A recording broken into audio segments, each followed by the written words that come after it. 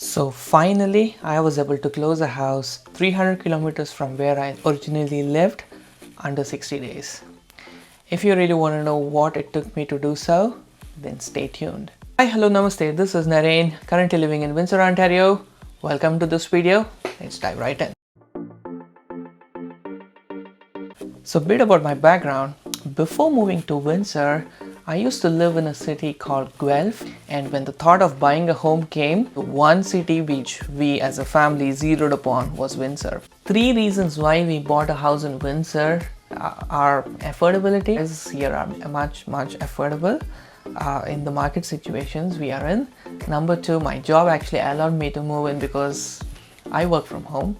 Number three is we were able to secure a 2-unit home where we live in one and where we've rented out the other.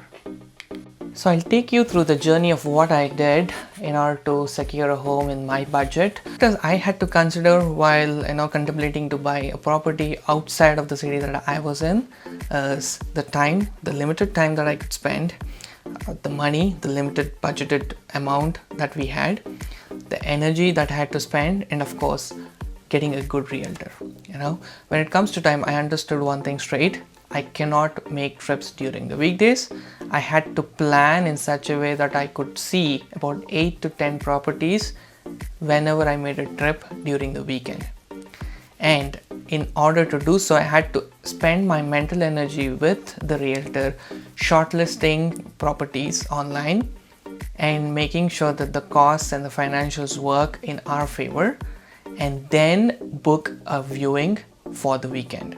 So having a great realtor actually helped me. Then when it comes to money, we understood that we cannot go over $150 per trip with gas and food that we had to purchase to make the trip. During the weekends, we actually used to start early, around 7 or 8 in the morning, and reach there by 10 or 11 in the morning. And from there, of course with good breaks, we used to see about 8 to 10 properties every time we made a trip to Windsor. So we made about 3 trips before drilling down to one property that we actually put an offer and got accepted. So about 8 to 10 properties every time we made a trip. Around 25 to 30 properties is what we saw, and our intentions were very clear. We actually selected properties that made sense to us, where we could live in one and rent out the other. That way, there is some cash flow coming out. Why not, right?